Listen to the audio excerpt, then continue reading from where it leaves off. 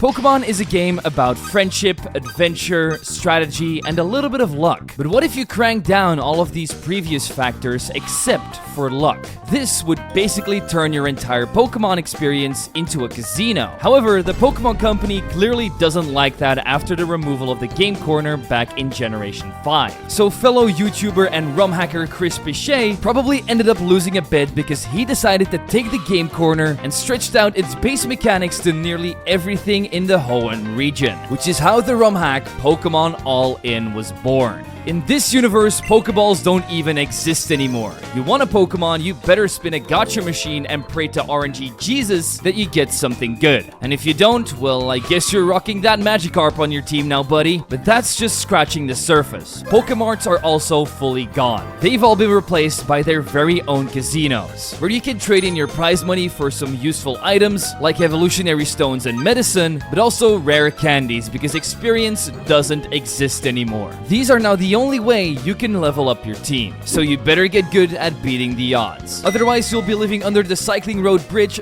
faster than you think with all of your racked up debt. And if that still isn't enough chaos for you, they also added in a D20 dice because every turn you need to roll this thing to decide if your move hits or misses. And today I'll be surrendering my life to faith as we try to Nuzlocke Pokemon All-In. So let's spin that slot machine and see if we can become the richest player in all of Hoenn.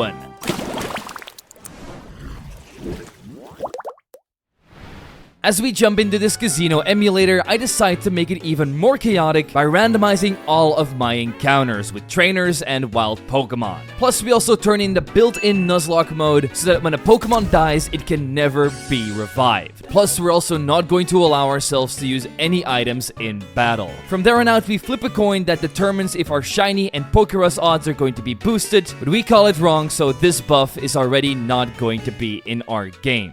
Great start. We then find out that we just moved to Littleroot Town. Our mom says it's because it's a great place to invest in, but I know we're just trying to escape our debt that we racked up in Kanto. But hey, turns out we weren't the only people that had this idea. Our neighbors, Professor Birch, his wife, and their daughter May, are doing the exact same thing. And now we must try to clear our debt before they do, turning the entire journey into a race to avoid bankruptcy. But Birch still decides to help us out by giving me some starter cash, which we put into his very own gacha machine to get our starter Pokemon. We ended up getting a Tailo with Guts, which can be a very good team member, although I don't think we're going to be able to get a Toxic or Flame Orb to fully utilize its potential. The race then starts with me and May running to Oldale Town. Here we see our very first SPP, or Seventh Payout Palace. They're the corporation in Hoenn that made all of this happen, and at this point the only thing we can do is bend to their will. So I check out the place and see that they have some very interesting items available. I'm talking rare candies to level up our Pokemon, evolutionary stones, choice bands, and even bright powder, an item that normally doesn't get used very often, but in this universe it gives you an extra chance at surviving because Pokemon are now even more likely to miss their moves. Considering that we have literally 0 coins at the moment, I couldn't really check out any of the slot machines or casino games. So we ended up running into May on Route 3. She was searching for any money that people may have left behind here but didn't have any luck. So instead she put some of her dollars on the line in a Pokemon battle against me. However, luck wasn't in her favor as her starter Pokemon had turned into a Lombre, who would easily be defeated with 3 pecks of my Tailo, even though I even rolled a 2 as my first dice roll. The 300 Pokédollars she gave me, however, wasn't enough to buy any casino coins, but we did get $3,000 as our starting cash, which I ended up trading in at the Payday kiosk. These are stationed in every casino, and each time you acquire 1,000 Pokédollars, you can trade them in for 50 casino coins. This gave me 150 of them, so I used it to buy 3 rare candies, since they were 50 coins each. So now my Tailo got to level 8, which made me confident enough to take on the trainers on Route 2. Things were rolling smoothly at first, defeating every single one in my path, but last Tiana had a different idea. She wanted to give me a heart attack by trying to cut my journey short with the legendary Pokemon Raikou. But luck was definitely on our side in this battle, with her just trying to use Leer and me hitting a critical hit quick attack on the second turn, so we could end off this legendary beast with our little bird. This encounter made me realize that we needed a new Pokemon though, so I went to Petalburg City and asked my dad for some advice. He became a gym leader here to try and make an honest pay, but he's way too kind-hearted, giving nearly all of his money away to new trainers. For example, Wally here. But after traveling to the casino with him, something came to me. How are we going to do the encounters for this Nuzlocke? Normally you get one for each round, which is not possible now. So instead I opted to go for one new Pokemon per casino. That would make it so that we don't flood our boxes with Pokemon, and more importantly, less Pokemon means less grinding for rare candies. So I said goodbye to my dad, promised him I'd get us out of debt, and beat up every trainer on the beach until I had $1,000. I would then exchange this for 50 coins and start my first ever gambling session by checking out some of the machines they had. First up is this game called Onyx, which is basically just a reskin of Snake. However, turns out I was absolute trash at this game, which made me lose about half of my savings already, because it cost 25 coins just to play once. I didn't have the facilities for that right now, so I moved on to a cheaper game, Drop Spin. Here you need to drop a Pokeball at the right time so that it goes into the right hole. But you've got obstacles that make this a lot harder and way more luck-based than you think. You always start off with 5 lives, so if you can't drop the ball into one of the holes, you'll lose one of those. You've got multiplier holes, which will give you more coins. And once you've cleared the stage, you can move on to the next one, which will give you a huge amount of coins. And you can cheat a little bit by kicking the machine to nudge the ball into the direction you want it to go. I played this game for quite a while and got up to nearly 300 coins. This was more than enough to spin the slot machines twice, once in Petalburg and once in Oldale. And that's how I got Mankey and Sandshrew as my 2 new team members. Mankey was a great addition, but Sandshrew is just ass. Its learn set in Generation 3 is absolutely atrocious, and even though it's a ground type, it basically doesn't get any good ground type moves through level up. But at least we had more team members, so wiping us would become a lot harder. But the game definitely tried, with me running into a Zapdos and Deoxys on my way to Petalburg Woods. I was able to escape them both, but we easily could have gotten killed here, so I'll have to try and avoid grass as much as I can. However, when I reached the woods, we had our very first encounter with Team Aqua. Their entire premise is to try and get rid of the entire gambling culture by flooding Hoenn with water so the machines all break. Is this because all of their members are in debt? Maybe, but they don't seem to like anybody that plays into the gambling system. For now, we easily wiped the floor with this grunt, but maybe he'd be back for more later. On my way to Rustboro, my Tailo got poisoned, which is terrible, because in Generation 3, Pokemon can still die from poison outside of battle. And I didn't want to waste any of my precious coins on healing items, I just wanted to gamble more. So I'll be trying to counteract this problem by using berries and any items we find in the overworld, which until now has definitely worked. As we reached Rustboro without a death, which unlocked a new casino. And with a new casino comes a new encounter and a new way to earn money. Here, I decided to take a spin at the actual slot machine. No skill required, just keep pressing that A button, hoping for that big payout, which I ended up getting twice, giving me over 500 coins. Enough leverage to try out a new game, the pinball machine. Here you pay 25 coins to try and hit a Meowth with your Pokeball. Every time you manage to hit them, he drops some gold. If you then manage to hit this gold, you'll get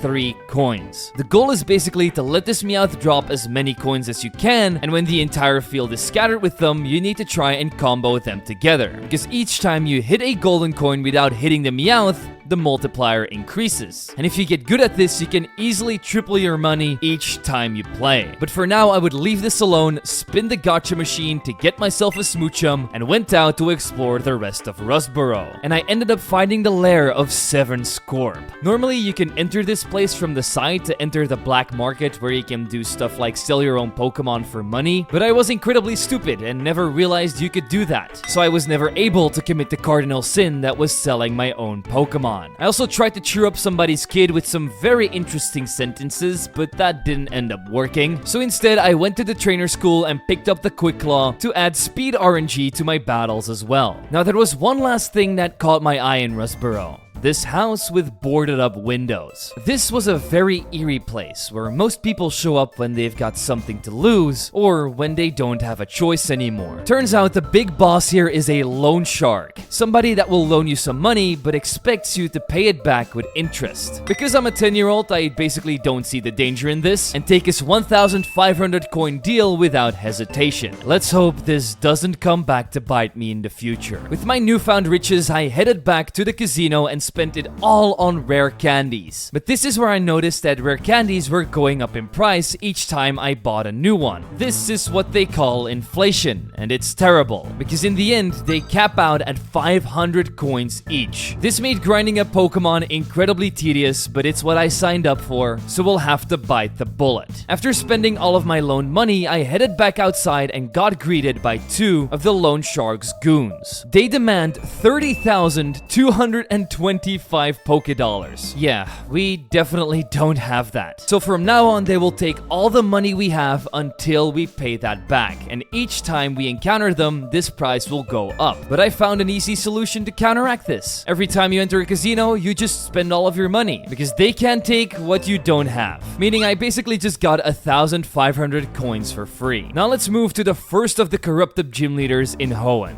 Roxanne. She now sells pet rocks to fuel her gambling addiction and is the mastermind behind the Onyx Arcade Snake game, and we need to defeat her to get that badge. However, I didn't expect her to start out with a literal Godzilla. Mankey was the perfect counter for Tyranitar, basically killing it with just 2 karate chops, but now we would also have to keep the sandstorm damage in mind as she brings out our next Pokemon, Shuckle. I don't want my Mankey to go down, so I swap out into Smoochum. She can use Sweet Kiss to confuse it, and confusion works a little different in this game. Every turn you flip a coin to determine if you're going to hit yourself or break out of confusion, and the same goes for other statuses like paralysis or being frozen, which is also what happened after I spammed Powder Snow for 10 turns in a row. Eventually I rolled the perfect 20 so we could defeat Shuckle, just to roll another perfect 20 to end off this fight with a wing attack on her Feebas. Now that we've knocked down Roxanne and gotten our stone badge, I heard another rumor about Team Aqua being around. They stole some schematics from a nearby casino, which they're going to use to try and sabotage all slot machines. They also stole some poor Salah's Ringold to try and sell on the black market, but I made sure to defeat him and returned everything to their rightful owners. This would grant me an audience with the director of the Devon Corporation, who make all the newest gambling tech. He needs me to deliver a letter to his son Steven Stone, who is in fact still living in the Stone Age, refusing to use any kind of technology, and his last whereabouts were inside of Granite Cave. So I guess we have no other choice but to go and find him. While going to Mr. Briney's house, I made a quick pit stop to defeat Mace Houndour and Mudkip, which put me ahead in our race, and then I proceeded to take the boat to Dewford. I then went ahead and gave the letter to Steven, who saw some kind of potential in me to become Pokemon Champion. And when you become Pokemon Champion, all of your debt is cleared away, and you even get an insane amount of Poké-Dollars. So that was going to be my next goal, so I could get my family back on top. But first, a quick pit stop at the local casino to spend all of my money and do a quick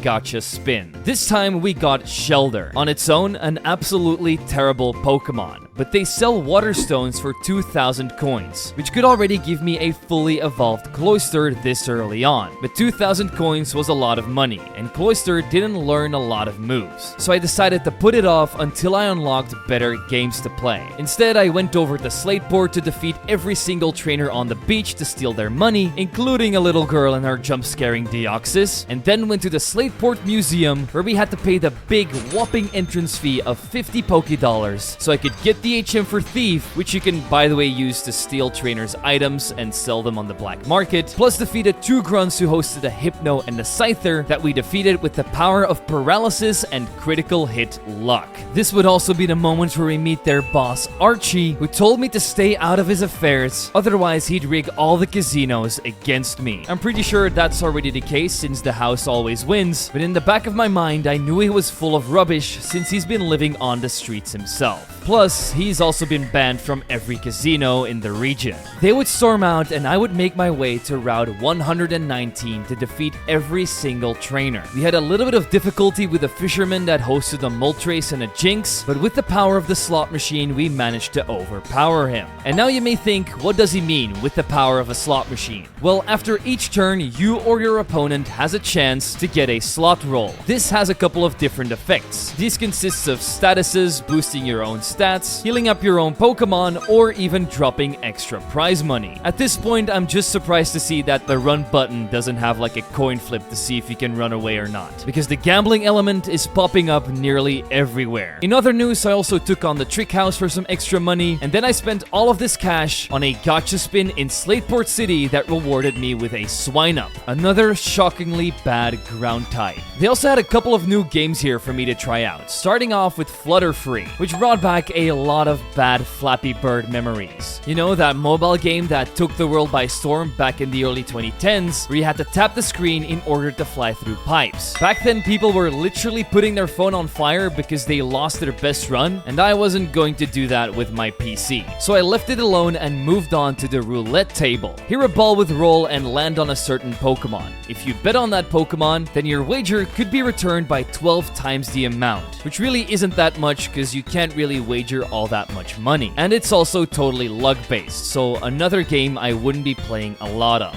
There was also a new pinball game where you had to hit sails as they dove up from the water, but after giving it a couple of tries and losing tons of coins, I eventually went back to my Meowth Payday game, because the more I played this, the more coins I kept on getting. I even reached a high score of 126, and that gave me over 100 coins in profit, something none of the other games ever gave me. So that's why this was my big gambling love. I managed to get my coin stack up quite a bit and leveled up my team appropriately for the battle against the next gym leader, Brawly, who's notorious for organizing illegal cage match fights that people can bet on. But that's not why I was here. I just needed his gym badge. So we commenced our battle with my Mankey against his Flareon. I could easily defeat it with just 2 low kicks, but this would force him out into Kadabra, a super scary Pokemon to face this early, and someone that could easily one-shot my Mankey, so I swapped out back into Smoochum. Here my luck would finally start to run out, as my dice rolls kept on causing me to miss every single one of my licks except for one. And in the end, Kadabra brought me down to 3 HP with all of its confusions, which meant I had to sacrifice someone for a clean switch in. And our worst team member by far was Sandshrew, so he put his life on the line so that Tailo could come in and rolled a couple of high-hitting wing attacks while Kadabra wasn't even able to move once. Okay, yeah, it lowered my accuracy with Kinesis, but I wasn't too worried because his final Pokemon ended up being my good friend Meowth.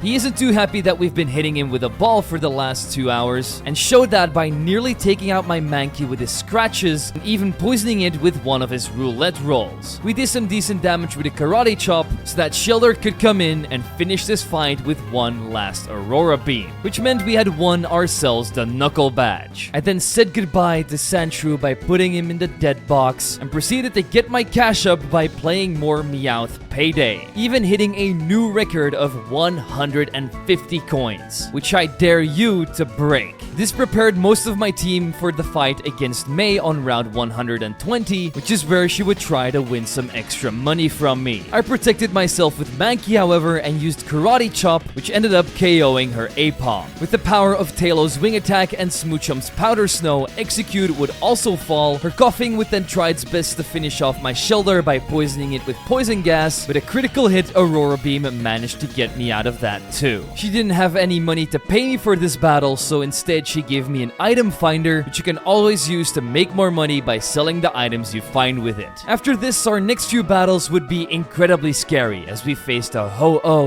Latios, and Kyogre, 3 run-ending Pokemon, but at this point they didn't really have the best moves, nor were their trainers very smart. I mean, just look at this oversized aquarium fish. It easily could have taken down my Shelter here with a Water Pulse, but instead it clicked Scary Face and allowed me to take it out with Aurora Beam. I am still in RNG Jesus' depth after that one because I pushed my luck even more by defeating a Suicune on the following round with Mankey's low kicks. We then humiliated Wally in front of Watson's gym and tried to enter the most important building around, the game corner. However, we got denied access by the doorman because we're not old enough to enter the game corner yet, so we'll have to come back with proper identification. So it's off limits for now, but Verdant Turf isn't. This is where we found a new gacha machine. It costs 5 times as much money as the ones we've been using so far, but also has a higher chance at giving you a better Pokemon. So I spun my Wheel of Fortune and landed on Linoone. Definitely not the best Pokemon out there, even though though it can learn belly drum later on, but what makes it special is its pickup ability, which will provide us with unlimited items if you would ever run out of money and coins at the same time. They also had a new Diglett pinball machine where you had to knock down all of the Diglets back into their holes, and at the end, Dark Trio would come out, you'd have to hit that one 3 times, and then your maximum payout would be 150 coins. Yes, it has less potential than the Meowth pinball machine, but in my opinion, it gave me more consistent coins, and it took way less time to complete every run. So this became my new source of coin making. We used our money to grind up our Pokemon yet again to get ourselves a Swellow, and straight after, we would have to fight Watson, who's mostly known for providing power to each and every slot machine in the region, and in return he gets a percentage of the casino's profit, placing him among the richest people in Hoenn. But his battling skills definitely need some honing, because his team was kind of terrible. Mankey first took down his Furret with low kicks, Shieldr would then use Aurora Beam to freeze over his Farfetch'd, and Swellow would then deal with Kakuna and Quagsire, even after ignoring my orders because I threw a 1 on the final turn. Now that I had the Dynamo badge, I made the long trek to Meteor Falls. This is where we had our first encounter with Team Magma, who are kind of the opposite of Team Aqua because they have a deal with the Sevens to expand the land so that they can place down more casinos for more profit. That's something I don't really want to happen, so I team up with Team Aqua to try and take them down. But before we went to Mount Chimney to stop the next part of their plan, there were a few things I wanted to do, like defeating another Kyogre and trying out this new game called Block Builder inside of the casino in Fall Arbor Town. Here you start out with 3 blocks, so you need to build up higher and higher by pressing the A button at the right time so your blocks build upon each other. With every level, they get harder and faster to time. But if you have good reflexes, you can easily make 1,000 coins with this one in a matter of minutes. So that's exactly what I did, and once I got a little bit of a cash stack, I went back out to Meteor Falls because outside there was a very shady looking guy who wanted to sell me a fake ID for 2,000 coins so I could get into the game corner, which is where every single game is available, so I'll be able to maximize my profits. Once this exchange was made, I picked up a Rhyhorn from the gacha machine in Fall Arbor and buffed up the team by evolving Mankey into Primeape and buying a Water Stone to evolve Shieldr into Cloyster. And then I busted out the fake ID to get into the game corner and see what it was all about. And I only had one thing to say.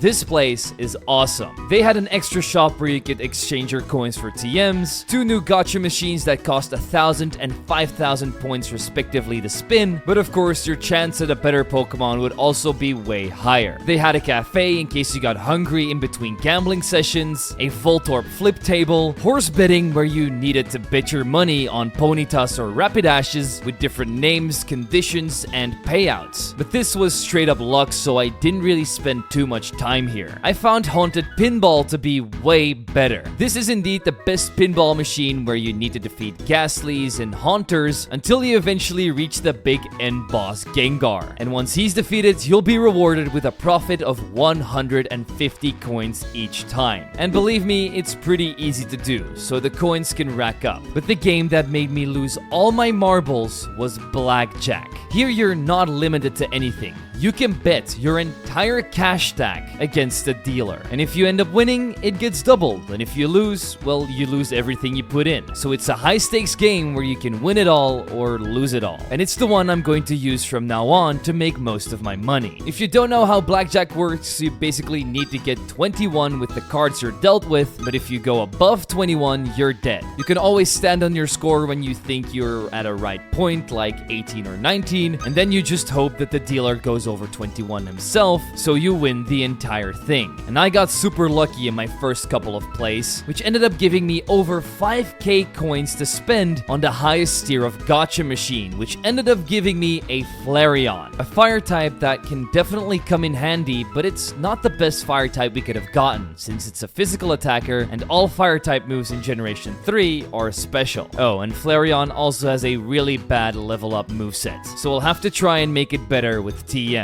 Then, after experiencing this euphoria of winning so many times at Blackjack, I just couldn't move away from it anymore and got addicted. But my luck turned around and I ended up losing everything. All my money had gone up into smoke and I was only left with 7 coins. I was in a ditch, begging people on the streets for money and realizing that I had finally hit rock bottom after all of my highs. After living like this for a couple of weeks, I decided that it was time to pick myself back up. And so I went back into that casino and started building from scratch, getting a couple of coins here and there at the roulette table until I had 25 of them, which gave me enough to try out Block Builder. And after winning some money with that, I went back to the blackjack table and had the biggest redemption arc of them all. That ended up with me turning 7 coins into a max cash stack of 9,999. I spent it all to level up my team and left the casino as a true winner. But I never want to have that feeling of hitting rock bottom again, nor do I want anybody else to experience it. So let's make sure Team Magma's plan doesn't succeed. So I hiked to the top of Mount Chimney and challenged Maxi to a one-on-one battle. We would end up having a battle of the birds with his Spearow up against my Swellow, a matchup that we're easily going to win with a wing attack. Now the next one against Hariyama should also be one that we win, but I didn't know he had hands like that. I mean, he nearly took me down with a fake out and the vital throw. I was just lucky that he kept on using super potions after this point. And on the turn that he used the super potion, I hit myself in my confusion because I rolled a 1, which left my Swellow with just 2 HP and in a very bad spot. So I brought in Flareon, which was another big mistake because this Hariyama got 2 critical hits in a row with his arm thrusts, which nearly finished me off.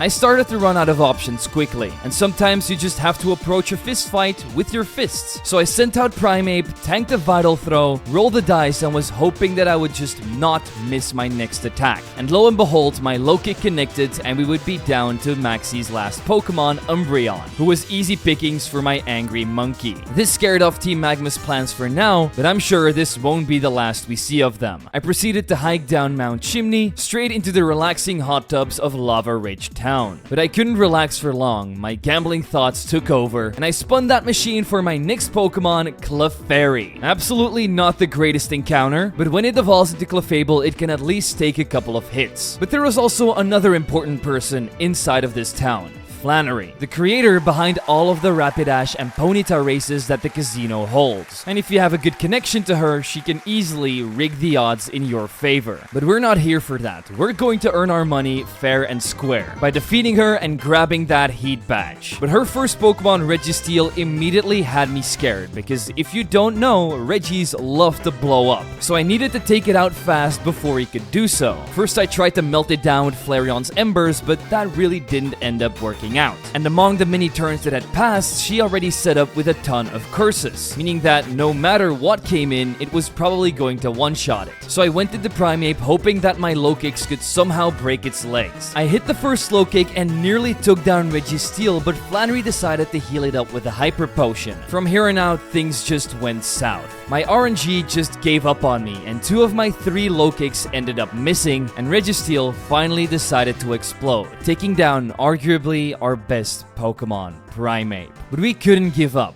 We had to keep going for Primeape's sake, so that his sacrifice would not be in vain. So I brought in Cloyster, who was up against her Heracross, which meant I had to swap out into Swellow, tank a Brick Break, and then wiped it with a Wing Attack. The last 2 Pokemon, Mudkip and Wigglytuff, were easy to take down, which meant that the Heat Badge was ours. I proceeded to pay my respects to Primeape and then headed straight for my dad's gym. And I'm going to prove to him that I'll be the one to pull our family out of debt, since he's not doing anything about it. He sort of took that personally and started off with a Dusclops. But we had the perfect move to deal with this, my Flareon's Bites. And after spamming it for a couple of turns, we would be up against his next Pokemon, Corphish. We gave that Lobster a concussion with my Linoon's Headbutts and swapped out into my newly evolved Jinx to confuse his Shuckle away. His last line of defense would be a Wailmer, who nearly broke through my Linoon with rollouts, but in the end my Badger Skull still smashed his Wails. We proved to our dad that we have what it takes to become champion, take his Balance Badge, bridge and unlock the ability to surf. Team Aqua was then attacking the Weather Institute because they were literally trying to make it rain with coins and all, so I told them they should just bust out Goldingo's signature move for that. May would also catch up to me on the Route 119 bridge, but since the rain was up here, we washed her and her entire team down the river, giving us even more on a lead in our race. In and outside of Fortree City, I got my next encounter Tentacool, washed away an imposter Mew, and played Wag the Kecleon together with Steven. This gave us access to Fortree City's gym leader Winona. She's in the private jet business, flying out rich whales to the region so they can spend millions inside of the casinos here in Hoenn. She puts out more emissions than Taylor Swift at this point, but our broadcast can't really do anything about that. We can only try to humble her in a gym battle, and this started off in my favor, with my Swellow easily facading her first two Pokemon, but then she showed her Deoxys, an extremely dangerous alien that has given me a couple of jump scares in my adventure already. Only now it became much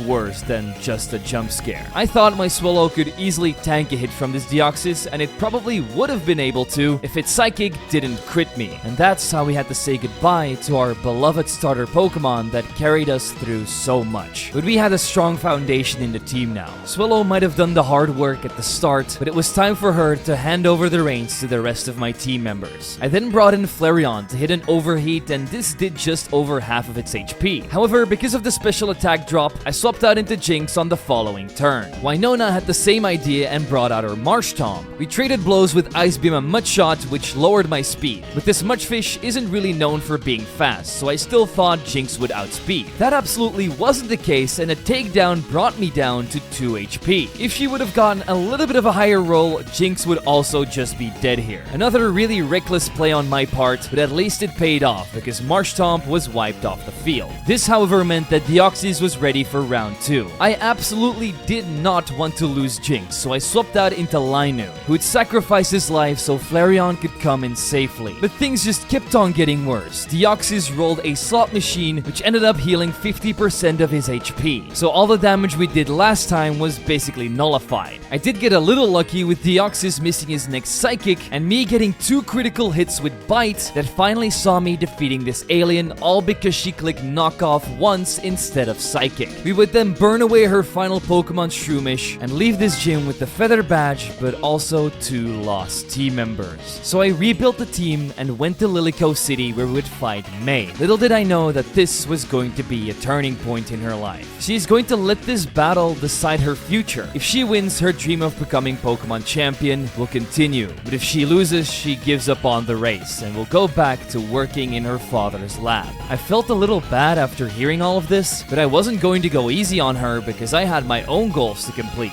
And honestly, it really felt like she had stopped trying. She had super weak Pokemon like Spearow and Drowsy on her team that easily got wiped by my Flareon, and even her aces Rapidash and Altaria couldn't escape my Cloyster's Clamp. So that was really it, the end of the road for May. We had won the race, but it felt bittersweet. So I promised her that if I would ever become champion, I'd make sure her and her family would also get a sum of the money. After showing gratitude for this gesture, our ways parted, and I went into the Lilycove game corner to buff up my team since the level cap has been pulled up all the way to 42. After spending hours on the blackjack table, I managed to acquire Xatu from the gacha machine and got enough rare candies to evolve Rhyhorn into Rhydon and Clefairy into Clefable. We would then go to the top of Mount Pyre, where all the loan sharks used to bury the people that never paid them back. But so far, I've been able to escape this fate, and I'll continue to do so. We also learned that Team Magma and Team Aqua acquired some orbs here, which would allow both of them to reach their goals. So we followed the elderly people's advice and searched inside of a volcano until we reached Maxi. He managed to summon Groudon, but luckily he wasn't able to control it with the blue orb. So for now, there won't be any more land to put casinos on. He blames his failure on me and throws out his Kingdra to fight my Jinx. He would try to tip the odds in his favor by hitting me with smoke screens to lower my accuracy, but that didn't end up working as 3 ice beams froze it to the bottom of this fiery ocean. His next 2 team members would be Poochyena and Remoraid, so we washed them away with Cloyster and left the hideout as a winner. But there's still another hideout we needed to get into,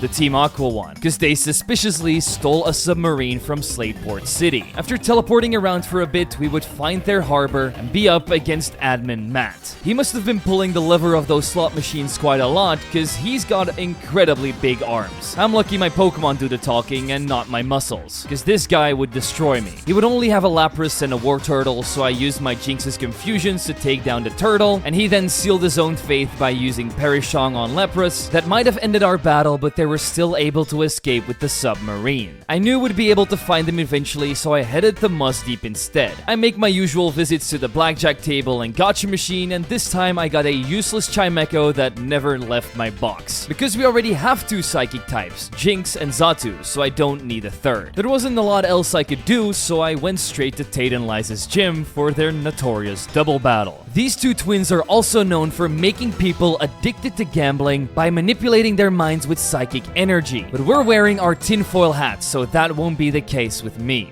They led with a Swablu and Ditto, and immediately transformed into my Rhydon. I proceeded to set up a future sight with Xatu, and also KO'd their cloudy little bird. They would then double up on the ground types by sending out Whiscash, and since I didn't want my Rhydon to get walloped, I swapped him out for Cloyster. In the meantime, Xatu used a Fly and a couple of Nightshades on Whiscash, Cloyster tanked a Dig, and washed away Rhydon with Surf, which left them with Ampharos. I've been taking a good look at Whiscash, and I was pretty sure it didn't have any water-type moves. Plus, I also didn't want my Cloyster to get electrocuted by that Ampharos, so I swapped both of my Pokemon out for Rhydon and Jinx. Their Whiscash then healed up with Rest, we took down Ampharos with an Ice Beam and a Dig, and then I would bring Rhydon and Xatu back in so they could spam Nightshade and Stomp to take care of this catfish. This let us acquire our 7th gym badge, but when we headed outside, we saw that Team Magma was up to no good. They wanted to take over the space station so they could launch a rocket to bring gambling to space. They've already ruined Earth, and I don't want the aliens to suffer as we did. So we teamed up with our good friend Steven and did our very best to try and stop their plans. We didn't really end up losing anyone, but something weird started happening with my dice where it glitched out sometimes, so I got this fight done as quickly as I can by Ice Beaming with Jinx, Surfing with Cloyster, and ending it off with a few Rock Blasts from Rhydon. This meant we stopped the aliens from getting gambling addictions, but we also unlocked the HM for Dive, which meant we could go after Team Aqua. But I would make 2 more pit stops, one in Pacific Locktown and one in Satupolis City, and these gave me 2 incredible encounters, Sceptile and Machamp, which are definitely going to make Wallace and the Pokemon League a lot easier. But let's put on our diving suit first and stop Archie from flooding the world and killing not only casinos, but everybody alive. Luckily for me, he had one of the weakest teams ever, with Manectric, Roselia, and Cascoon all falling quite quickly. After this, we all have a meeting together that things should probably just stay the way they are. So we asked the big gambling god in the sky, Rayquaza, to calm down these 2 titans, which returns everything back to normal. So let's go and take on the final gym leader, Juan, who loves to let people gamble on all the contests he hosts. But is he as good as battling as he is at putting on a show? The answer?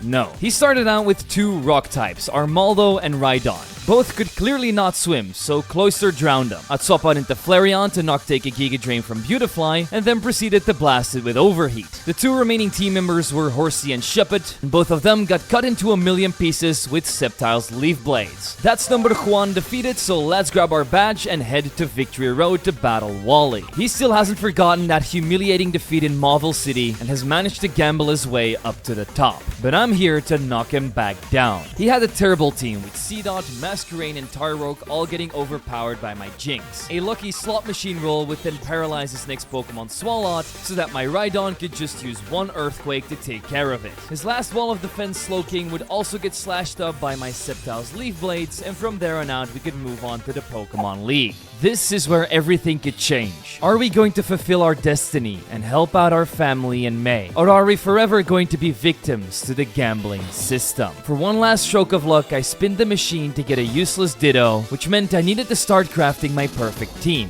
This ended up being Jinx, Rhydon, Sceptile, Flareon, Machamp, and Cloyster, which gave me a good amount of coverage and bulk. So let's see if this team can take down the biggest boys in the gambling world. Starting off with the king of the black market, Sydney. He couldn't do anything as my Sceptile leaf-bladed Chinchou, Flareon burned up his Blossom, and Cloyster surfed away Piloswine, Combuskin, and Aggron. Moving on to the keeper of Mount Pyre, Phoebe, also known as the master of all loan sharks. If we beat her, our debt with the loan shark from back in Rustboro will finally be gone. But she wouldn't make it easy as she had captured the legendary legendary Pokemon Groudon and started to set up with it against my Machamp by using Bulk Up. After hitting a Revenge and seeing that it basically did nothing, I swapped out into Sceptile, tanked an Earthquake, and luckily Leaf Blade was able to take it down. Once my Rhydon took down Slugma Balls, we ended up getting a slot machine roll that boosted all of our stats, which meant the rest of our team got one-shotted as well. With the Loan Sharks now off our backs, Glacia would be up next. She's one of the judges in large ice skating competitions, and if you pay her enough money, she'll put up any number you want, rigging the entire thing. And it's clear she doesn't do a lot of battling, because her Nidoking, Machop, Wingull, Metapod, and Kadabra all die in one hit. So as we stepped into Drake's room, it could only get harder from here. Known for being the captain of illegal boat races, he was naturally feared by a lot of people. But we've got sea legs, so we should be able to handle him. Oh, and handling we did. First up, freezing over his Gligar with Cloyster's Aurora Beam. And then I just kept on clicking Fire-type moves with Flareon, which just worked because Sceptile, Victory Bell, Venonat, and Metagross would all just melt into a puddle of liquid in front of my eyes. I then stood in front of the champion's room, knowing that this would be the last time I'd go all in. This final battle would determine my entire future, but I was ready to beat the odds one last time. It seemed like everything was going to work out because Wallace just started his battle with the weakest Pokemon ever, Magikarp. So yeah, Machamp just punched this fish into space. He then caught me off guard with a Kadabra, so I swapped out into Rhydon, who would be surprised by a very hard-hitting Psychic. However, we survived and countered back with the Earthquake. This knocked it out and made him go into Hariyama. Machamp was ready to throw hands again, and with a Revenge and a Cross Chop, we would win the matchup of the fighting types. His next Pokemon Farfetch'd would die to my Jinx's Ice Beam, but for Manectric I went into Sceptile, even though Rhydon probably could have done the job. I was met with the hard combo of Charge and Thunder, which would not only paralyze me, but also leave me with just 6 HP after I hit 2 Leaf Blades. I knew Wallace was going to heal up with a full restore, so I brought in Flareon and used 3 more flamethrowers to finish off Manectric and his Prevolution Electrike. This resulted in me winning the battle and becoming champion of Pokemon All In. May and her father walked in with tears of joy in their eyes as I handed them part of the prize money I promised. We then went home to tell our mother the good news, and from this point onward, our families never had to gamble again. And that's the story of how I beat the odds in Pokemon All In. Personally, I think this is a very fun ROM hack to play. There's just one thing I wouldn't do if I would do this run again, and that's playing without experience. Because rare candies get incredibly hard to farm the further you get into the game. I think this could easily be solved if they cap out at like 250 coins each, but besides that, I really don't have any complaints. As always, I want to end off this video by thanking my membership and Patreon supporters for supporting the channel. It really does mean the world to me. Because of your support, videos like this can come out way more frequently. With all of that out of the way, I've been Zwiggo, and I'll see you all in the next one.